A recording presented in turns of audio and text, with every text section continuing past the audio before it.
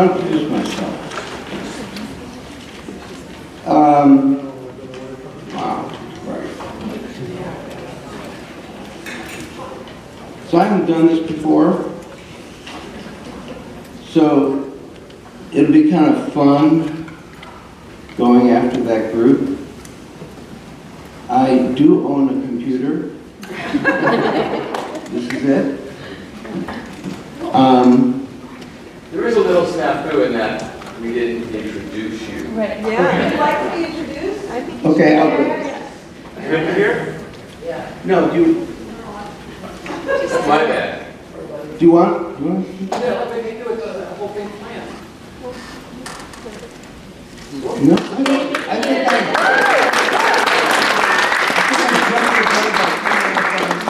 Sorry about that, that's my bad.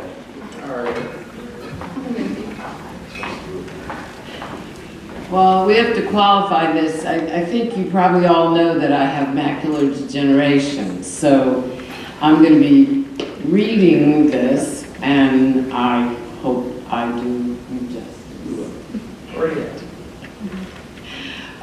I have not known Aaron before. So Andy kindly wrote this for me, but it will give you some. Okay, our next speaker, Aaron Macsai, puts the smith in the word goldsmith, from alloying to casting, forging to fabrication.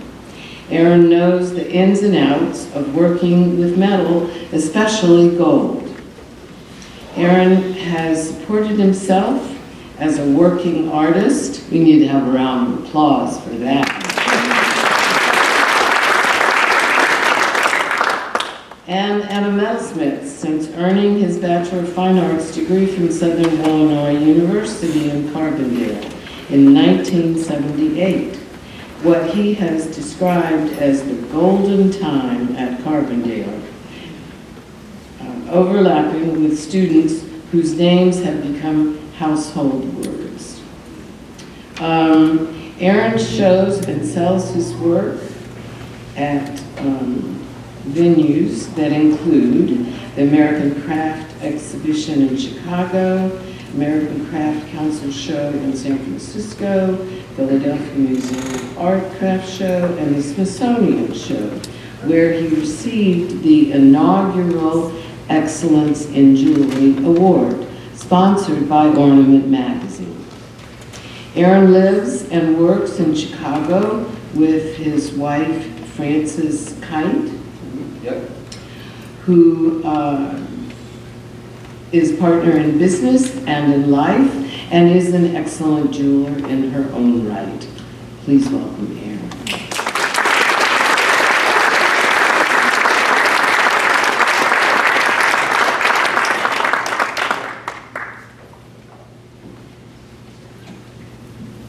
So, I promise not to read a lot, but I have to say, it's very hard to be up here and read when I follow such moving speeches. Well, Wally's at the beginning of the day. We're a community, and though I haven't been here before, what I've heard so far touches me like we're family. And Mickey described a few things, and I'm going to, that's me, almost 50 years ago, being taught by Wally and his friends how to do forge welding Damascus steel. And while I talk, I do have a tremor, so if things jump up here, it may be me, and it may be intentional or not. Let's see. So you're going to see a studio tour of where I work, and while you do, that's the only time I'll read. I share the studio with my wife, Frances Kite, who is a master cloisonne enamellist, The studio tour begins in her corner. You can see kilns and a lot less tools. She has a lot of powdered glass, little containers, and she's crazy about dust. We've known each other for over 40 years, but we re-met as newly single people 12 years ago this weekend. She is finishing her first day at the show we met at, totally by chance, the Paradise City Art Festival in Northampton, Massachusetts. She drove to one coast, I drove the other, or maybe that way. As we like to say, bashir, or it was meant to be. Because when we re-met, we fell in love. Even though we had known each other all that time, it's like in the stories, your soulmate.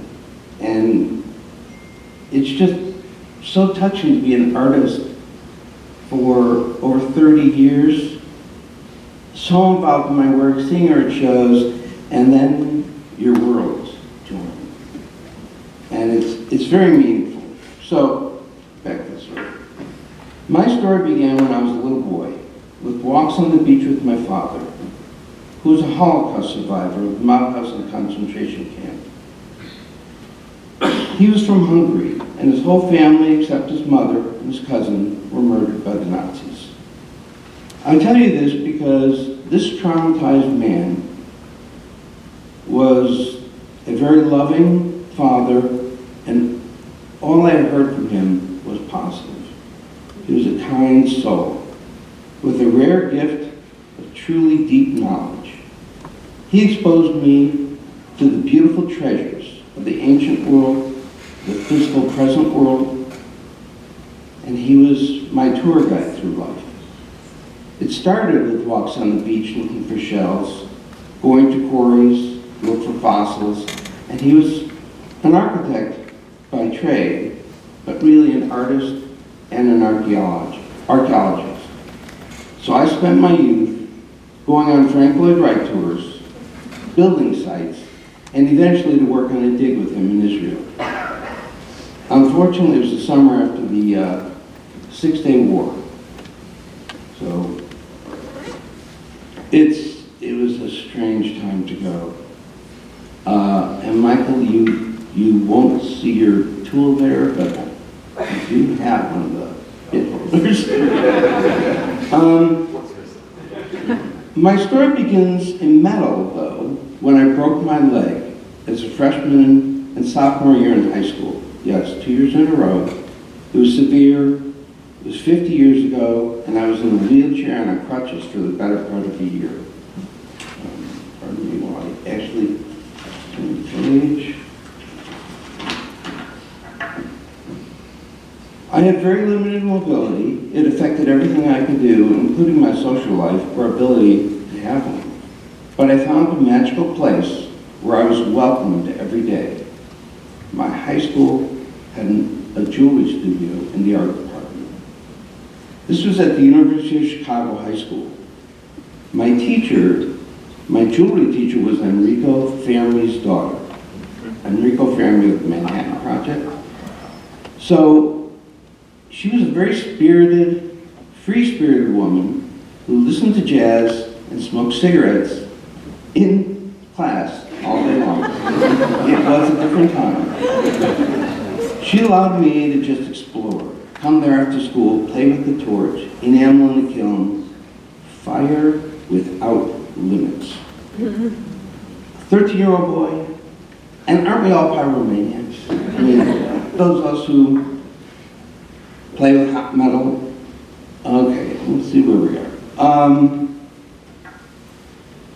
She couldn't help but be a good teacher.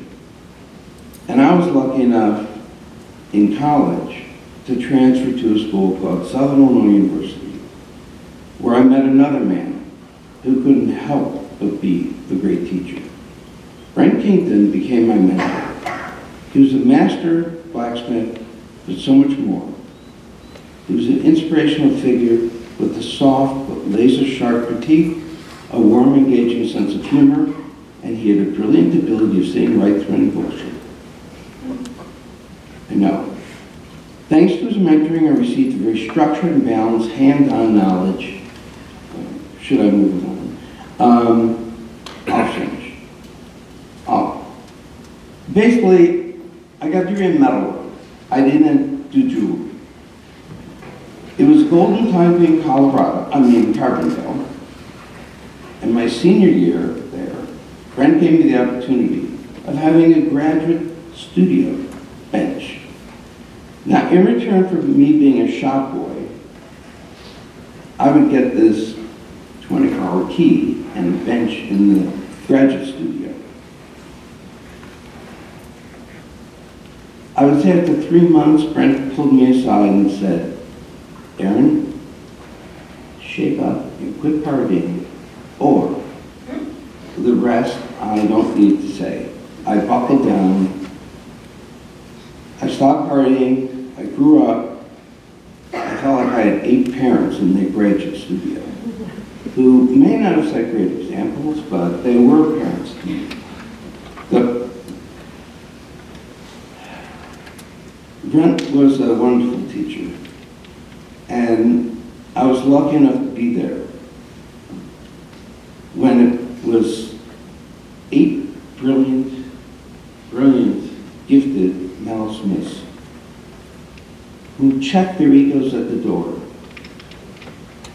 and shared the wisdom, indulged me with my incessant questioning, and somehow shared their gifts with me. And I never wanted to let Brent or any of them down. Brent's teaching inspired me and challenged me to continue to grow my entire career. I am sure, especially after being here, I'm not alone. So with that, what I'm going to show you is a little different. When I graduated, I wanted to do anything in metal. This was long before computers and digital anything. I made auto racing trophies. That was fabricated, and this car actually was a midget auto car.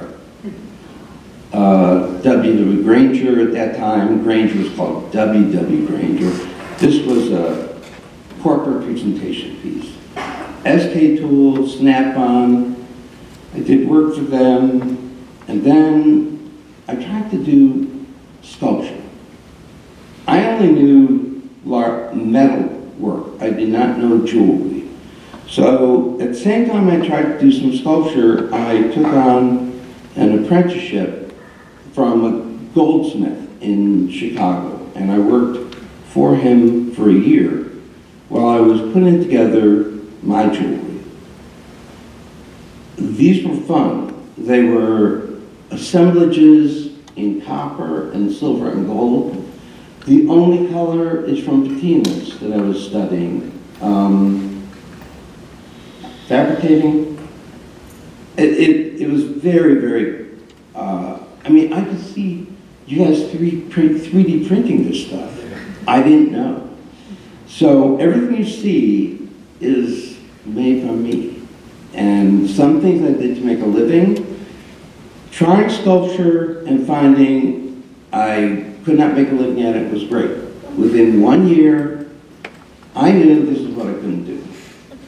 So I like mechanisms, and I started making pinball games. And the next image is a kind of video, short. I love the sound. Wait, that's the end. Hold on. Who can do the sound well? No, I think it's at the end here. I have to get. Yeah. Well, I will get it. Yeah, but that's my camera. Thank you. See how tiny it is? Takes a jeweler. With steady hands. All right, so now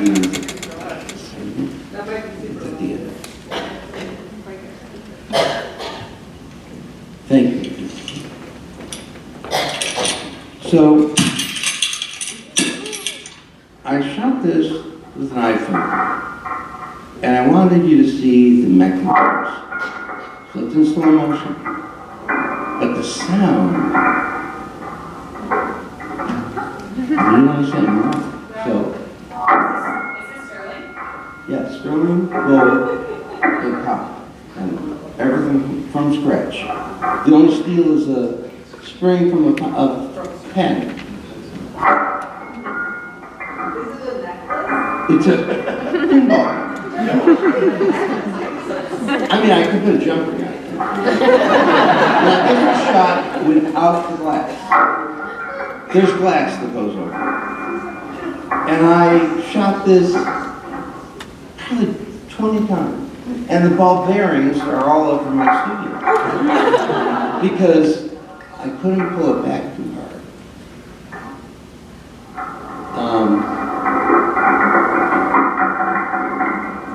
It's just awesome.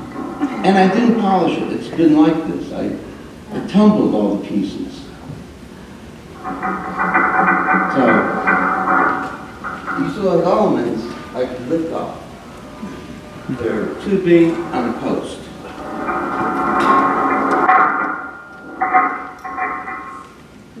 So when you talk about OCD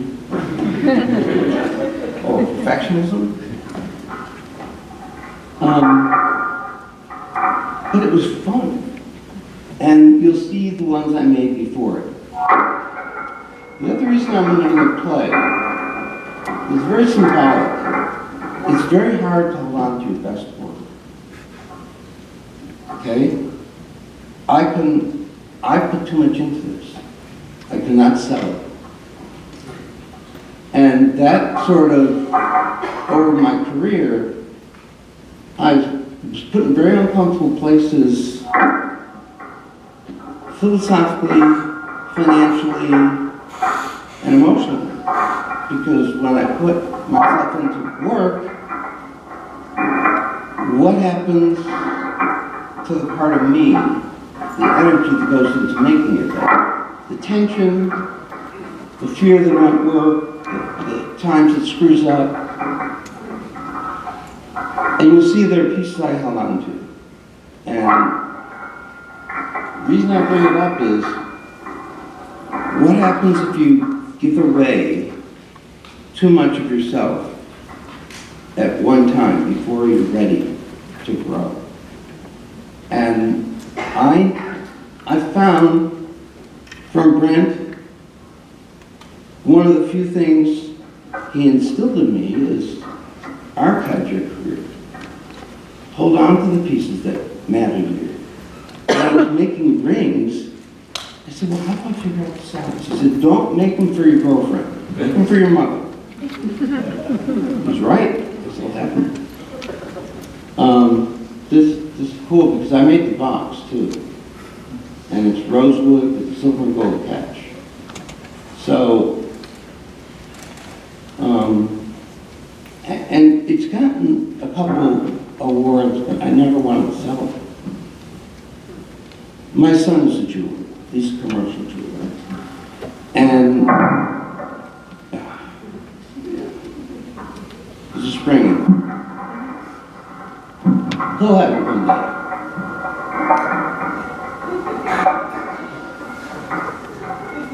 Is that cool?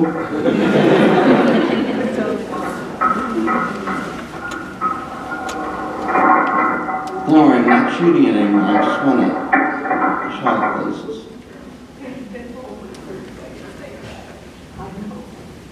And this is the only time slow motion's ever really worked on my phone.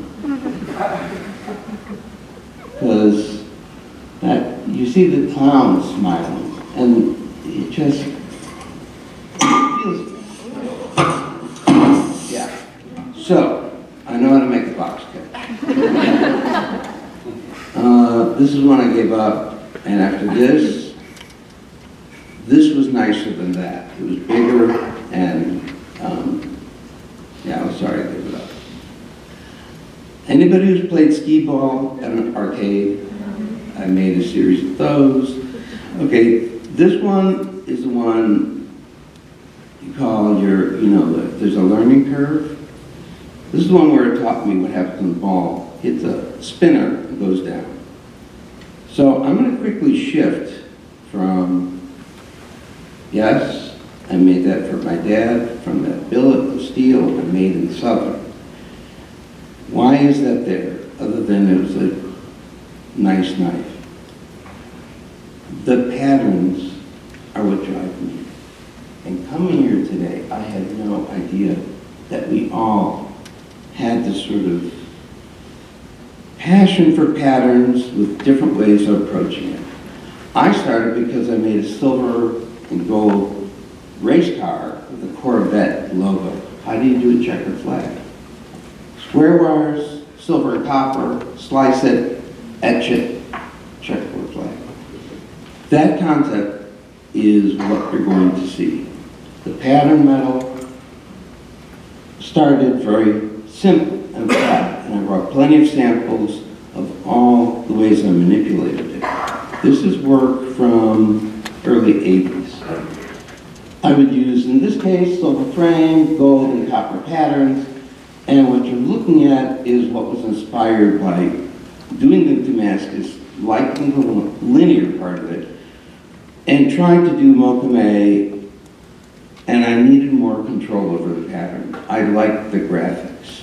So it's always backed in silver when it's flat. And then the etching, it started very simple, 20% nitric, asphalt and resist.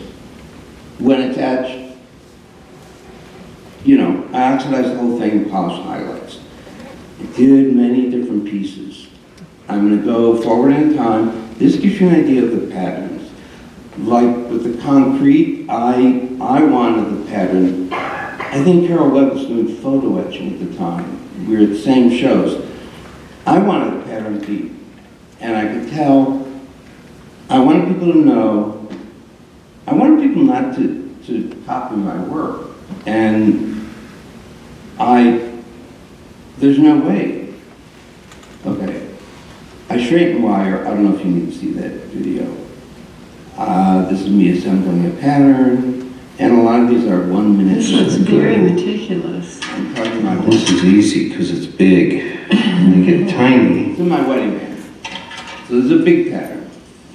But notice these wires have to be extremely straight. So what I was doing in the other photo was stretching wires in the draw bench, because there cannot be any kink in it when you, I'd start this, okay. So, I use a lot of crazy glue and tape, bend everything, and I dip it in solder. I use tip flux, dip it in solder flux. The problem with soldering is, because it's all glassy, same temperature, the solder for the capillary action, the color flows through the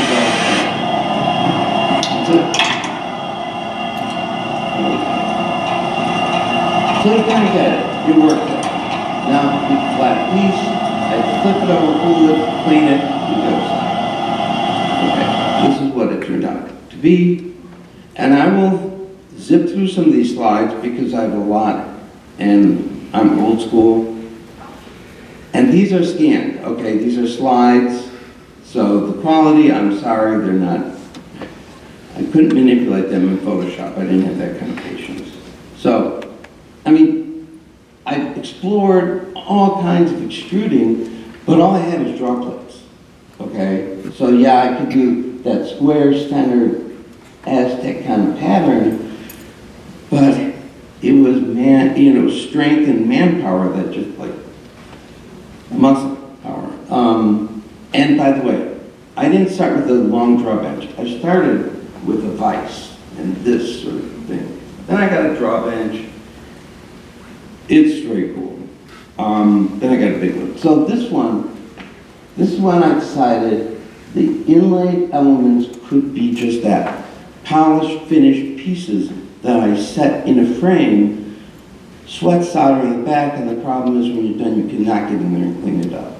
Okay? So it's got to be really, really clean soldering. Precision,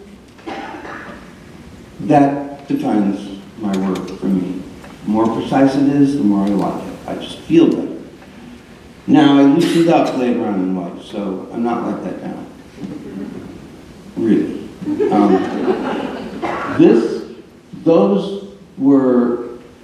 The hinged elements were crazy glued onto Formica samples, so I could cut a straight line. That's how I got that. Now, I also used to like symmetry. So for those of you who have tried to do a mirror image and that pattern, that twisted copper and silver pattern, I couldn't just flip it over. You know that. I had to make a different piece. So I also began being a little irritated by the minimal availability of colors of gold. And I had a lot of scrap, and I knew how to refine the old school way of adding a lot of copper, rolling it out, putting it in nitric acid. Not something I do anymore, but I would get pure gold, and I played with, okay, I had colors off on that, but I got really cool alloys, and I got used to making them, and got better and better.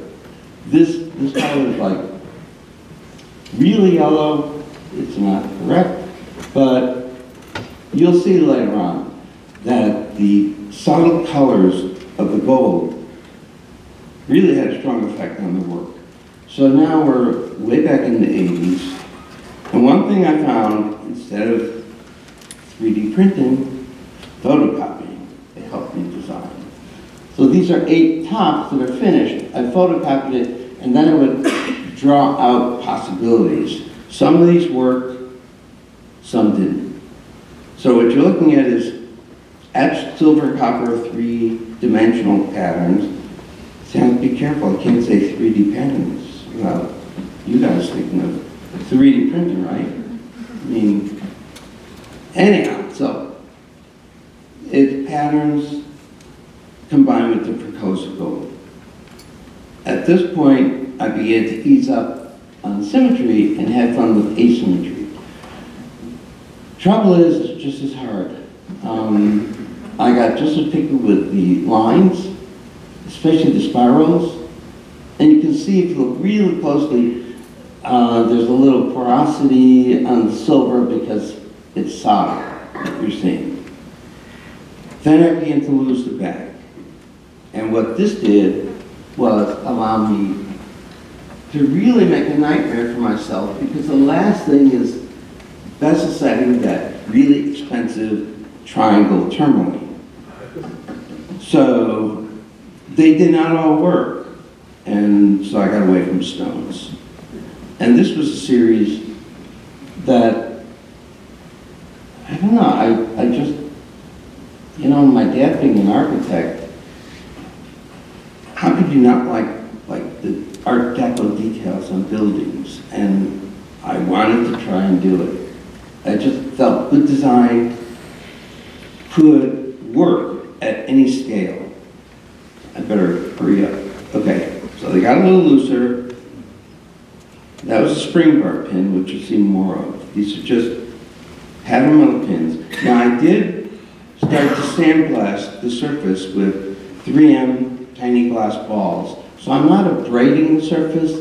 This is actually pinged like a planishing hammer. These pins were called spring bar pins for a reason. That spring gold, diamond, self-explanatory. I continued to do bracelets, which, if you can imagine figuring out the bracelets, I did a whole bunch, 6 or 7 every winter. And what would happen at the end is I would have these panels that are all the same width. And then I get to play, and I can't remember which one goes where, which side gets 2 pieces of gold tubing, which side gets 1. So these were very helpful notes. The bracelets kind of went on their own, and visually, I wanted to lose that little ball at the end. So this is where the patterns are now. Oops. Okay, this is not a moving one. Sorry, I thought it was. So that's a current application. These patterns are over 30 years old, okay? They don't age. So that's one kind of cool thing about them. Bracelets, they got more and more visual as they got more and more dimensional. As the patterns, the hinging began to visually fall away and draw you right through the piece. Again, I tried all kinds of approaches, but this was a constant, using photocopying to help bind. It's my key. These two are just outliers, commissions. I did this short little thing, slideshow, so that you can kind of see what it's like, because all these patterns are soldered together with high melting point solder. Then I have to solder them all with medium. And then the hinging, easy. So I also began to make solder so that I would have an in-between. And, then I found out a couple companies make solder in between. But anyhow, this will go on for a while, so I'm just going to help this out. That's one little link. I like it before this is polished after the asphaltum is removed, oxidized, pinned, the hinging all figured out, and then polishing it is, I spent days in the polishing room. Okay, now that's kind of cool. That's what the links look like before I trim them. And then once they're trimmed, there's any number of possibilities. They're not designed link by link. I stopped doing that. But the next thing I have to watch out for is this. If I'm not careful with the asphaltum, the etching process will silver plate the gold. So on top of this, I find out, Ben and I were talking about it, you have to be careful, like with nitric acid, there's all kinds of things that can happen. And that was a real eye-opener. Then I have to worry about the gold, silver plating. Anyhow, so I'm going to go through these different uses. This is a good illustration of what I'm talking about. It looks really cool graphically. I almost don't want to cut this up, because the next time you're going to see it, it's just a line. And this was a man's bracelet. So the hinging is in silver, and it gave it a totally different look. Next image is, I jumped ahead. Sorry.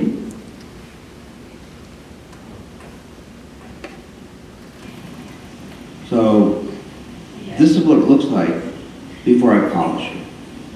And anybody who's done a lot of polishing in silver, you know all the steps you have to go through with little felt wheels to avoid the fishtailing.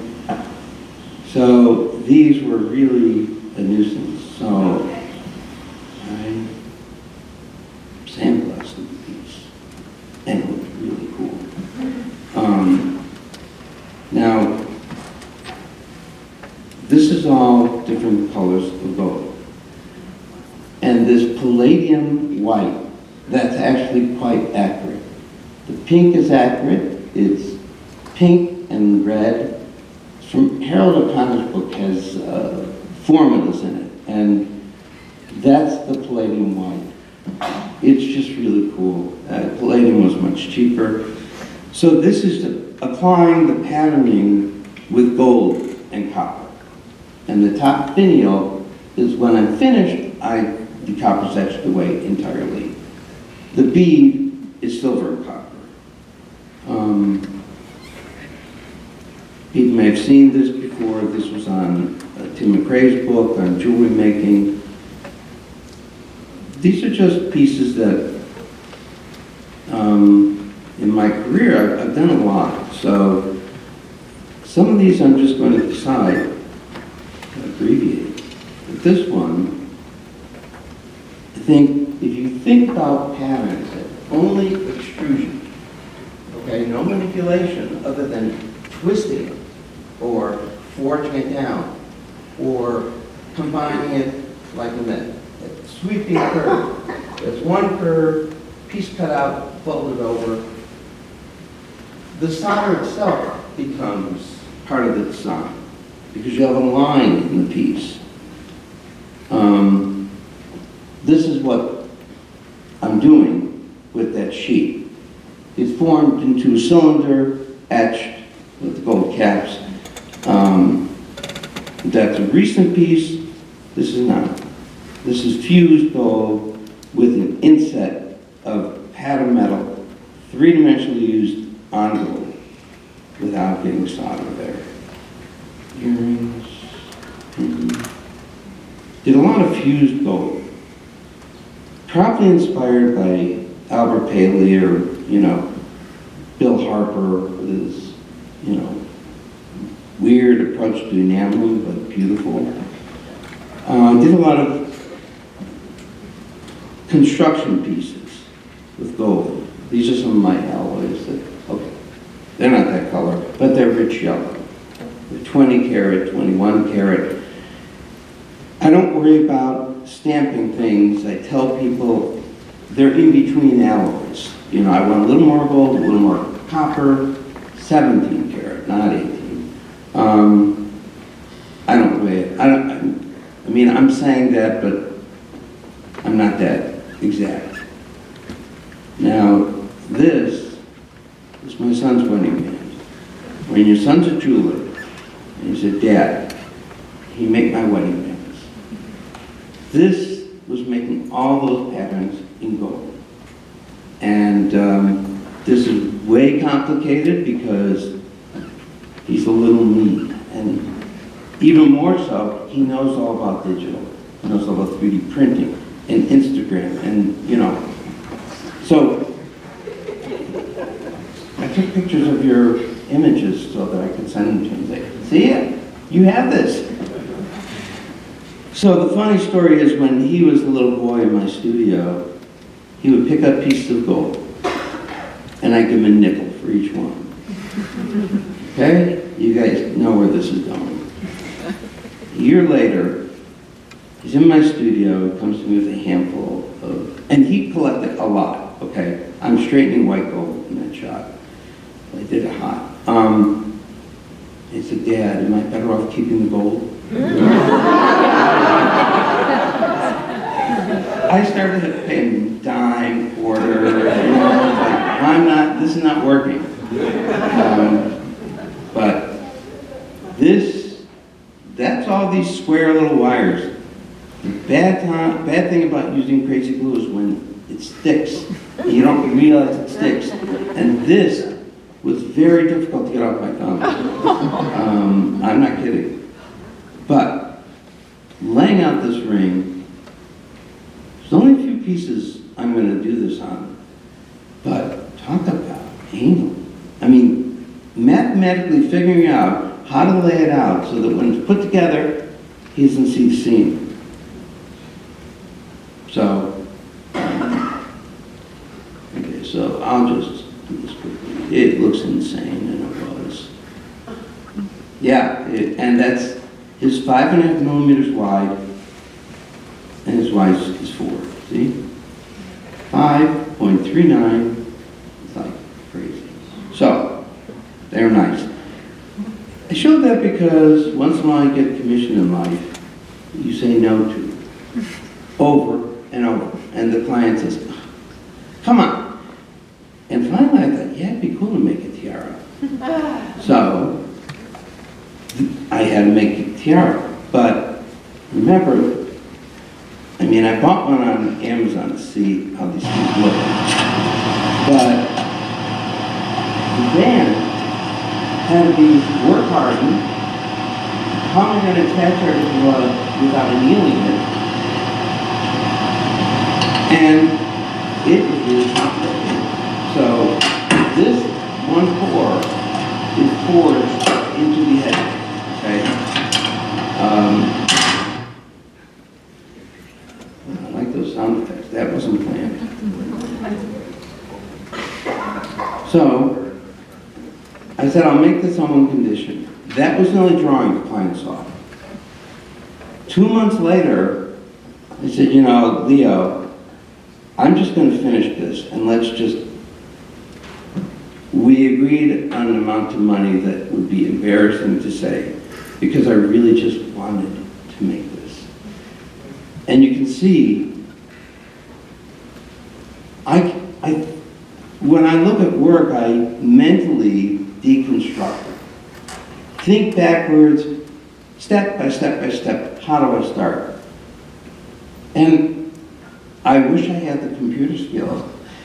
You know, I'm 69, I'm not going to relearn. But it's a real honor to present. We kind of complete a circle. You know, the old school way of doing it, had I had a 3D printer, I would have done it. I would not. This was a nightmare for solder. Anybody who soldered three-dimensionally, I mean, and then, do you polish it? How do you clean it up? You know, thank God for little pumice wheels. So, I'll speed this up a little bit. Oh, and it needed to have a diamond.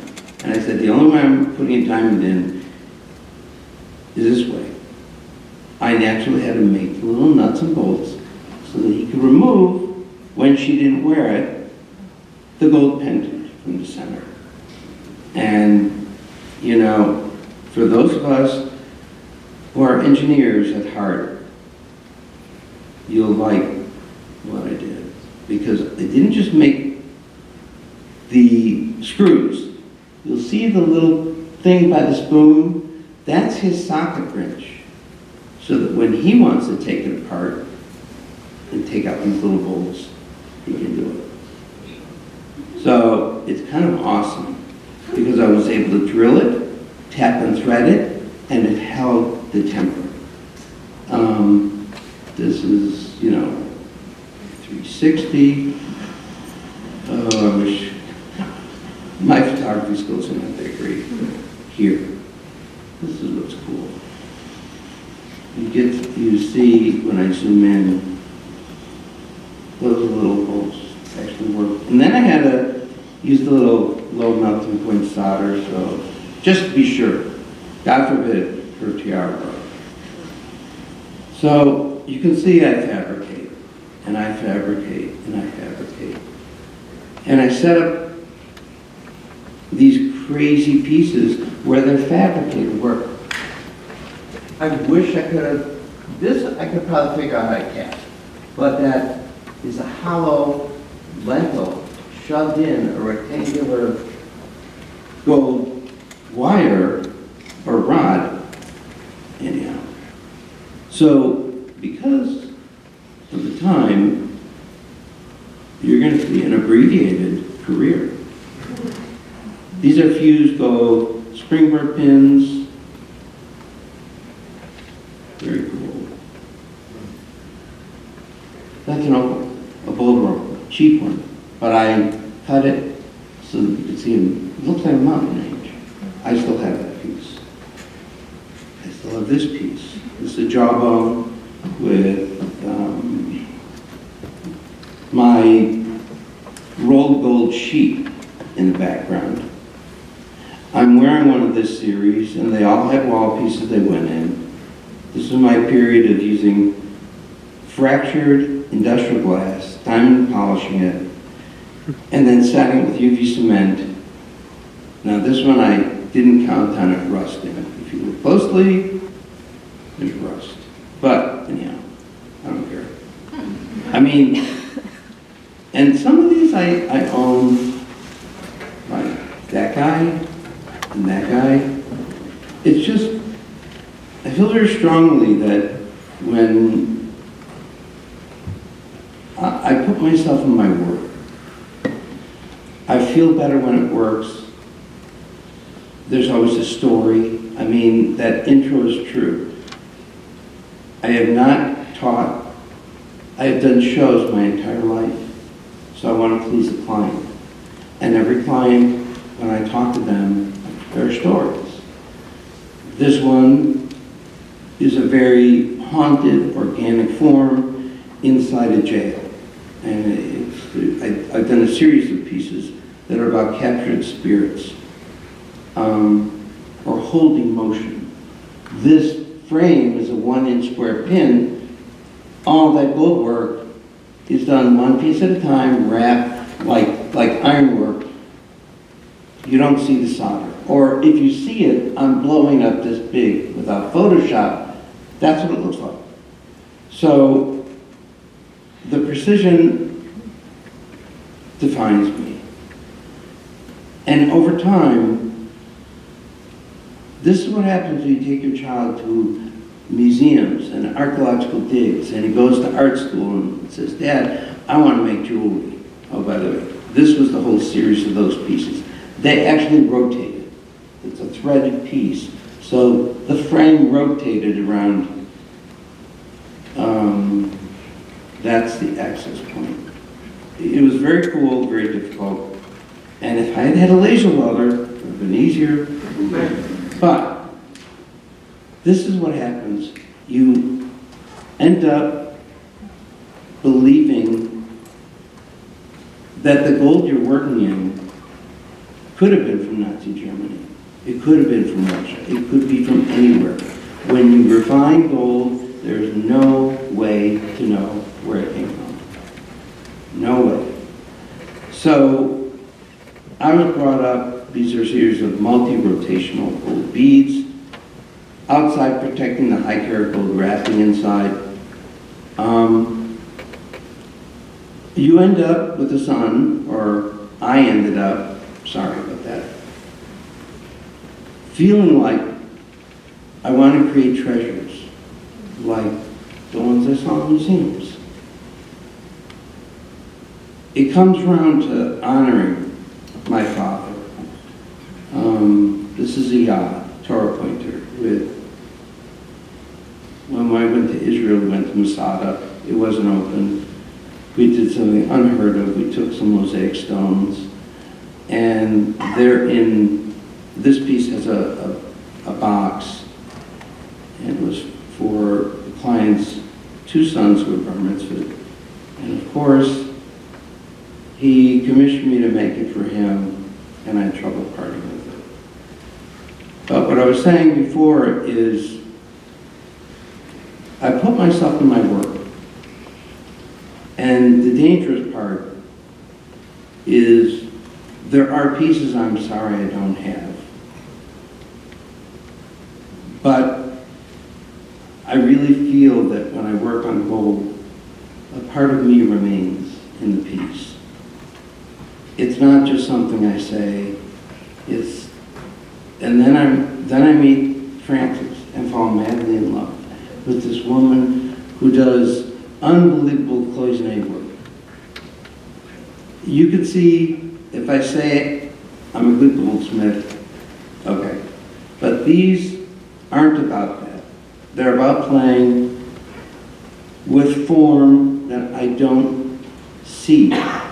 They're about making a statement, language with material, so that it doesn't necessarily look like gold. This is hard edge gold, but the ribbon wrapping it, these hard edge fins coming out, your eyes drawn away from them because of this warm spirals and the swirl. So what I did on that piece was, what does it look like? It's a pendant. I took the pearl out, soldered one little tube there. It looked terrible as a pendant. Its back is a pin. So I guess what I'm saying is, I design work that can't be reproduced. Okay? You can't make this unless you know how to do the goldsmithing. This is all my alloys, 24 karat, not my alloy, wrapping 18 palladium white and red ribbons wrapped around green gold spiral, green and yellow gold spiral coming in, and one of those tendril-like finials etched at the top. So that piece has a part of me. And it's very cool to be able to say to clients, yeah, when you buy my piece, I'm in there. And it's a way that Francis and I get through things like the pandemic, get through things like aging. I'm 69. I'm close to the end than the beginning, but I just love doing what I do. And when I find a client who appreciates it, who's going to take care of my child, like this necklace that had 27 different hinges on it. These are butterfly, split heart veils, okay? They're 2 pins. That can easily be made 3D, but I didn't know how to do 3D, so. It's fabricated. So, the last little thing I'm going to play, I'm only playing because the way I apply all these things is now I make miniature beads. And I make them out of 18 karat gold. You wanted to know about this. I make washers between each piece, these diamond bead necklaces, and I have to make the damn washers. You cannot buy washers. So these aren't 3D printed, these are extruded tubing, sliced, hammered, polished. Okay. Now this is insane. Who saw that little thing, the little cone? Oh, I missed it. Sorry. Here you go. You're on. Okay. So this is important. I want to finish this because it's really important you see that. That's how I work. And I make tools. You saw my pliers. And I have just as many punches. And many of my tools are older than me. All the spirals are handmade. And when I do the tubing, it's coming up, you know. Instead I make tubing. That's really slick.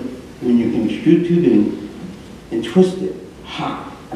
I have one of the, my video was too long. So, trust me, I'm near the end. These are, what you do with little circles. You make pliers that make little circles and they become parts of the necklace. So this is what I do now. And I also do the bolt work. And this is a collaborative piece with Francis. Oh my God. The colors are garish. It's really a nicer piece than that. But, you know, I'm lucky. I get to do collaborative work with the women I love. It's pretty special. And, you know, we met this weekend 12 years ago, and she's at that show now. This piece is in the Museum of Art and Design Permanent Collection. It's 9/11. The shell casing is from the 6-Day War, which was another tragedy. I tied crystal knot with 9/11. Those are my father's teeth in the piece. David McFadden was the chief curator of the American Craft Museum. That's what it was called at the time. He invited my father to New York. It was I get choked up. It was a very meaningful time. And since I've spent a lot of time in the Four Corners area, and so did Dave McFadden, we got to talking. This piece is called Captured Spirits, and it was made for him, not the museum. It is tying what we did to Native Americans. Okay, so this piece is not the... It doesn't move. It's made out of 18 karat gold, 2 arrowheads, 18 karat pretend stainless steel wire, and that's a buffalo nickel. It's called Captured Spirits. I sent it to him, and he told me, he sent me a copy of his lecture, where he said, highest compliment, he said, Aaron Macsai, who made me a piece, and he put a piece of himself in it. So, that, it's a good part to end on. That's my wife, and I had an art fair. I wasn't aware that I didn't. Well, these are some of my beads. That's a very current shot. That's the wrong shot. That's us.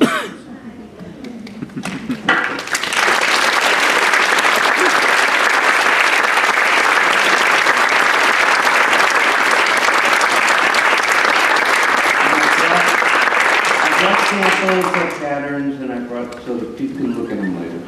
You have time for questions? Oh, any questions? I've got a question. Yeah. Do you ever see your pieces back for repair? Yes. Very rarely. 46 years. There's one thing I didn't show, and that was somebody bought a bracelet on eBay for $6,000. My bracelets, even when I sold them years ago, were like $3,000 to $6,000. She bought it on eBay. It was made in '92. She somehow got hold of my name. I spent a year talking to her. Last year I made a piece, because she needed it longer. So I made a piece, and I saw my bracelet as it was worn every day for 30 years. Catch still worked, nowhere. A couple pins need to be replaced. So I'm flattered that the only thing I see back once in a while is a bent wire on the steel cable. Brent's feeling was, doesn't matter when you make it, it's a good possibility to repair your mistakes. Anyhow, other? Sure. Yeah. Did you ever work with glass blowers or like glass people working with cane? Yeah, I tried to. Something in Hawaii. Yeah, I did, and a good point. They gave me very good tips on manipulating it hot. Yeah, we didn't ultimately make anything, but yeah, cane work inspired me. Okay. Oh, yeah. You mentioned a book when you talked about the alloys that you had. Yes, Harold O'Connor's, it was a spiral bound book. For a reference guy? Yes. Yeah, reference. There's a page Black. with, Black and gold letters. yes, and there's a page with recipes that are very, very accurate. Don't try the purple gold. The aluminum and gold, it crystallizes the second you put the aluminum. And don't ever try and use poison wire from prepared gold. Again, it has lead from trace. Aluminum. I like to use a little poison. Yeah. All right. Okay.